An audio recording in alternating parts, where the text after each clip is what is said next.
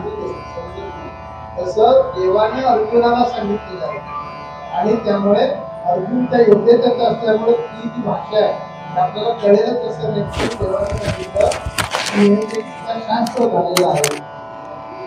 हा जो संवाद झाला त्याचं माणसानं अध्ययन करावं, त्याच्यातला प्रत्येक शब्द जो आहे त्याचा अभ्यास करावा, त्याची नीची खोली समजून घ्यावी.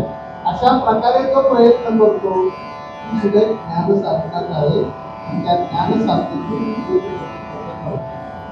म्हणजे माझ्या शब्दाची चिकित्सा त्यावेळी केली जाईल तर मला नक्की आवडणार, मला आनंद होणार आणि तो सुद्धा फक्त माझ्या आवडणार. एवढंच काय हे झालं. आता अध्ययन झालं, आता अध्यापन जो शिकवणार आहे त्याने एकदम साध्या सोप्या भाषेमध्ये जर शिकवलं, समोर त्यांनी ते आत्मसात केलं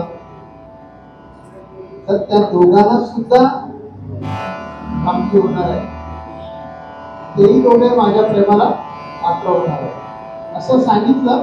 आणि देवाने आता पुढे विषयाकडे परत आलेले आणि देवाने विचारलं अर्जुनाने सगळं झालं खरं खरं आहे, आता आपल्याला थांबायचंच आहे. ते मला तू परत सांगायचं की जो तुला अज्ञान जनित मोह होता, अज्ञानामुळे तुला जो मोह निर्माण झाला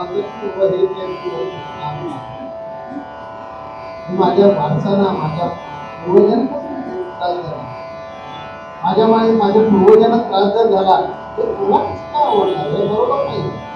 अशा प्रकारचा जो अज्ञानपणातून मोह निर्माण झाला तो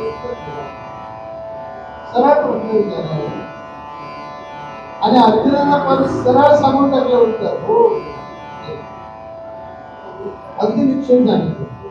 आणि त्याच्यामध्ये काय सांगतो अर्जुन की मी आता शंका रहित आहे, म्हणजे माझ्या मनात किंतु परंतु काहीही लागलेलं नाही. आता मी तुझ्या आज्ञेचं पालन करतो. माणूस तेव्हा आज्ञेचं पालन करतो आपल्याला विचार केला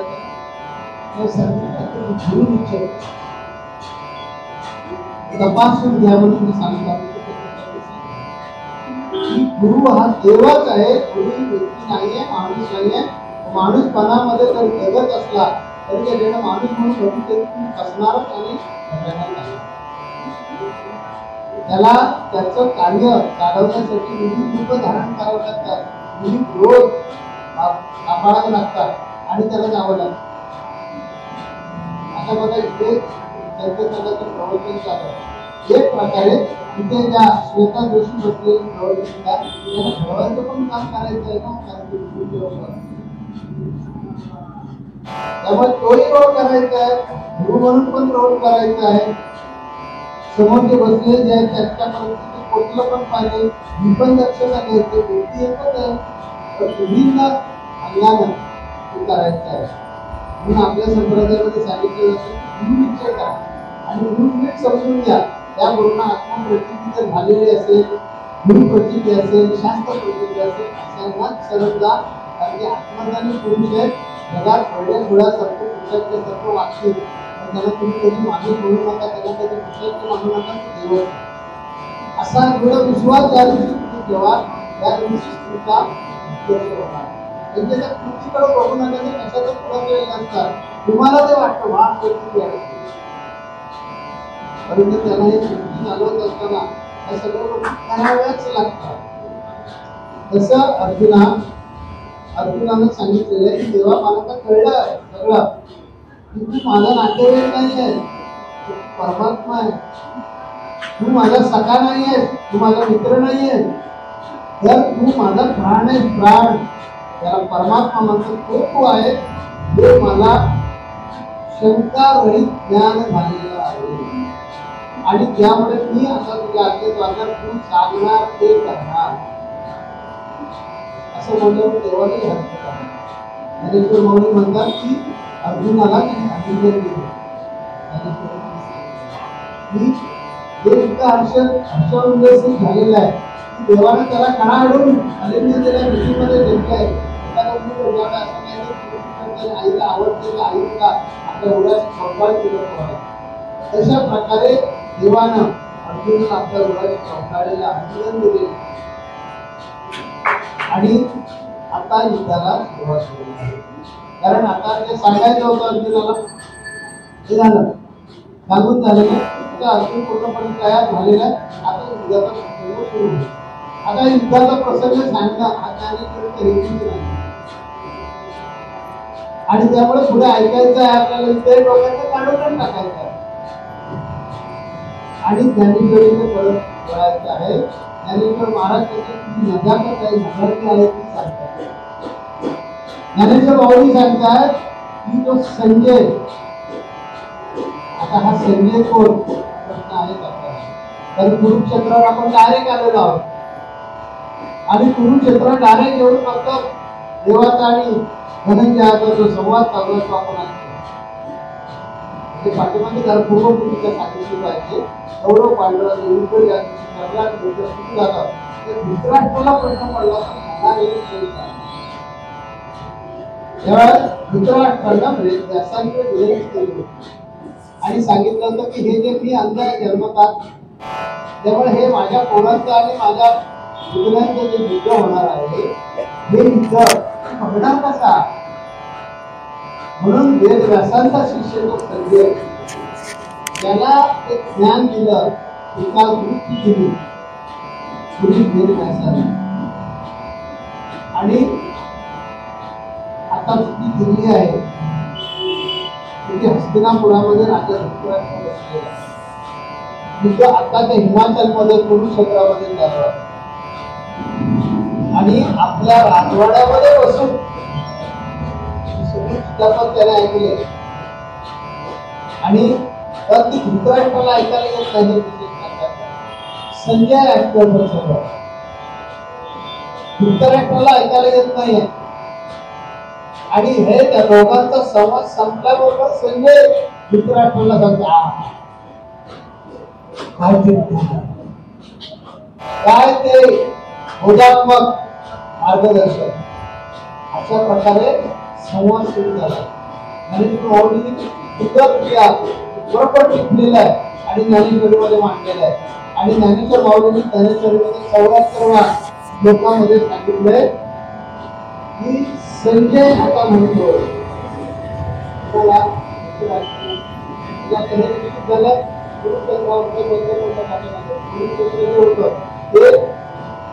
श्लोक आहे आणि आता पुढे युद्ध होईल, कौरव पांडवांचे भोजन युद्ध होईल.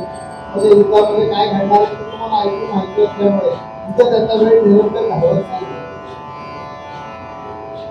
आता कुरुक्षेत्र सुटलंय आणि ज्ञानेश्वर माऊलींनी ज्ञानेश्वरीमधून ज्ञानेश्वरीतून काय आणलेलं आहे हस्तिनापुरात आणले.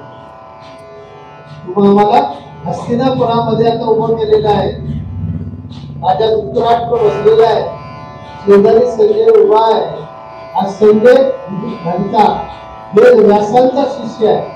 दिसतंय सगळं की भगवान कृष्ण आणि अर्जुनाचा संवाद काय झाला आणि तो संवाद संपलेला आहे आणि ते युद्धासाठी रथामध्ये आरूढ झालेले. संजय वर्णन करतोय की जो दोघांचा रहस्यमय रहस्ययुक्त अद्भुत असा जो दोघांचा संवाद झाला वासुदेवाचा, वासुदेवाचा आणि अर्जुनाचा म्हणजे धनंजयाचा म्हणजे पार्थाचा जो संवाद झालेला तो अद्भुत आहे, रहस्ययुक्त आहे, रोमांचकारक आहे. अशा प्रकारे तो स्वतःच बोलतो. ते धृतराष्ट्र ऐकायला सांगत असताना ते ज्ञानेश्वर माऊली या ठिकाणी आपल्याला सांगतात की पूर्व समुद्र आणि पश्चिम समुद्र. बघा समुद्र आहे पण तो कसा आहे, समुद्रात कोणतो पूर्व आणि पश्चिम, पण त्याच्यामध्ये समुद्रामध्ये जो पाणी आहे असं सांगितलं की हे आपला धृतराष्ट्राच्या उत्सुकतेने विचारलं ना, अरे काय बघत होतास काय, याला दिसत नाहीये, युद्ध कुरुक्षेत्रावर आहे, हा इकडे हस्तिनापुरात बसलेला आहे. त्याच्याने संजयला विचारलं काय बघत होता, तेव्हा धृतराष्ट्राला तो सांगतोय, संजय सांगतोय की तुझ्या भावाचा मुलगा जो अर्जुन, मला मुद्दाम शब्द बोलतो, तुझ्या भावाचा मुलगा तो अर्जुन तो असा बोलला की देवा तुला पुढे करणार नाही. आणि तू जे सांगणार ना ते मी ऐकणार, मी तुझ्या आज्ञेत वागणार असं सांगितलं.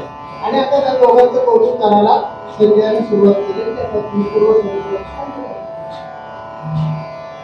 दोन समुद्र आहेत, पूर्व आणि पश्चिम. पूर्व समुद्र आणि पश्चिम समुद्र हे फक्त किनारे जरी वेगळे असले पण त्याच्यामध्ये जे पाणी आहे ते वेगळे आहे का हो? तर अजिबात नाही.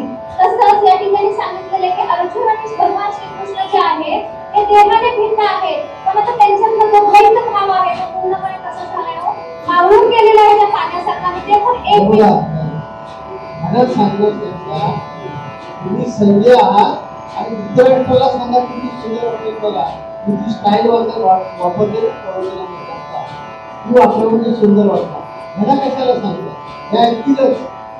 पण तुम्ही संजय आहात आणि धृतराष्ट्राला सांगताय. समुद्राचं उदाहरण देताना धृतराष्ट्राला संजय असं म्हणतात की अरे अहो बघा समुद्र असतो ना, समुद्र तर हा समुद्र कसा असतो? मोठा आहे, बरोबर आहे. अरे राजा, पूर्व समुद्र आणि पश्चिम समुद्र यांची फक्त नावं वेगळे आहे, परंतु दोघांचं पाणी एक आहे.